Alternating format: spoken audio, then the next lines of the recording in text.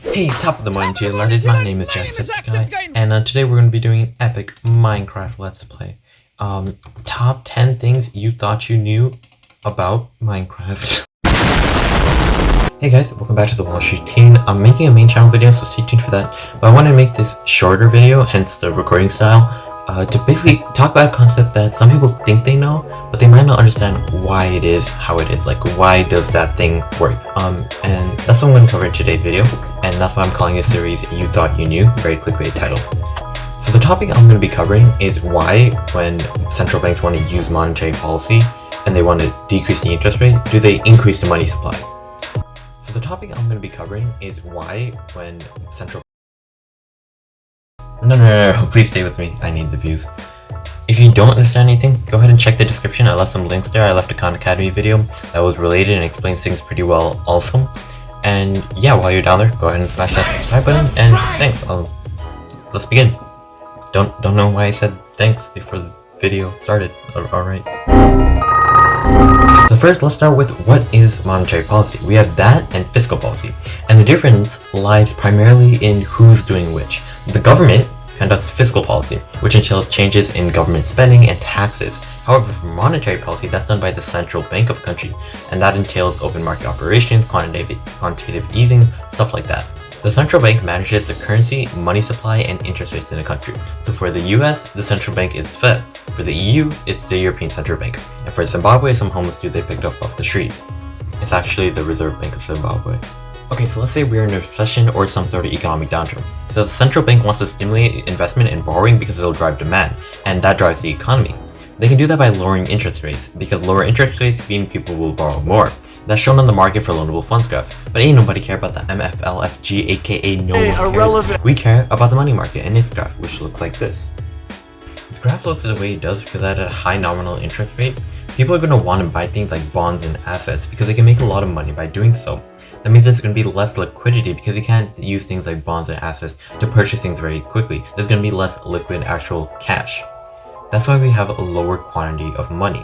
Note that this money doesn't have to be cash necessarily, physical cash. It can be digital money. A lot of what the Fed does is online, like digitally, because it doesn't print money. It's not the treasury. However, at a low interest rate, it's not really worth it to buy bonds and assets because there's too much trouble. You're not going to make a lot of money off it. So there's going to be a high money supply. It's basically the opposite, okay? Okay.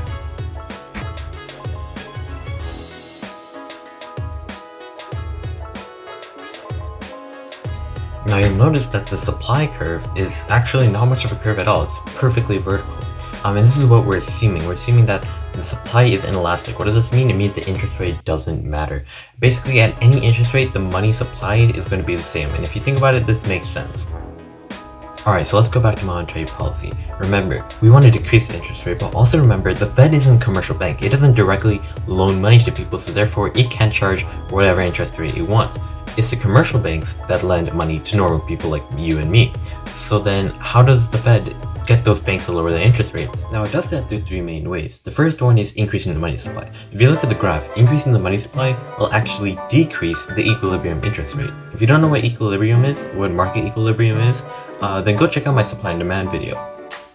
So how does it do that? So the central bank can participate in this thing called open market operations. It buys or sells treasury bonds in the open market in order to affect the money supply. In our case, we want to increase the money supply. So they're going to buy bonds, and this is where it can get a little bit confusing. A bond is basically an IOU saying, I owe you this amount of money. I'm telling you, you only get this type of information from the Wall Street Teen. If you buy a bond, you're buying debt, which means you're lending money that's going to be repaid. If you sell a bond, you're selling debt or borrowing money which you will repay with interest. So buying a bond is lending money and selling a bond is borrowing money. Okay, so the central bank is going to buy treasury bonds from the banks or the market if it wants to increase the money supply, because that's going to increase the money supply, the liquid money in banks, either through directly buying treasury bonds from the banks and giving them money in return, or buying treasury bonds from people who then deposit that new money they got into banks. Now that money is going to go through what we call the multiplier effect. There's something called the reserve requirement, which is a percent of money that a bank has to hold in reserves. If I deposit $100 and the reserve requirement is 10%, then my bank has to keep at least $10 in reserves, but it can loan out the other $90. But then whoever gets my $90, they might deposit that $90 and their bank can loan out $81. So new money has been created, well, at least on paper, or computers. Alright, so on the graph we can see an increase in the money supply leads to a decrease in the interest rate, but what's the real world explanation for this? Well, banks lend money to each other so they can meet their reserve requirement by the end of the day. That's why it's called an overnight loan. The banks charge interest on their loans, however, and that rate is called the federal funds rate. Which is why if you search up the interest rate online, you'll probably see graphs of the federal funds rate. Now, the central bank can't determine the rates the banks lend at, but they can influence the federal funds rate by increasing or reducing the money supply. So if there's more money in banks, then the banks need less, and we know that when supply goes up, price goes down. So the federal funds rate decreases, and as a result, because the costs are less for banks and there's more money in more banks, the interest rate the commercial banks lend at to people is also going to decrease.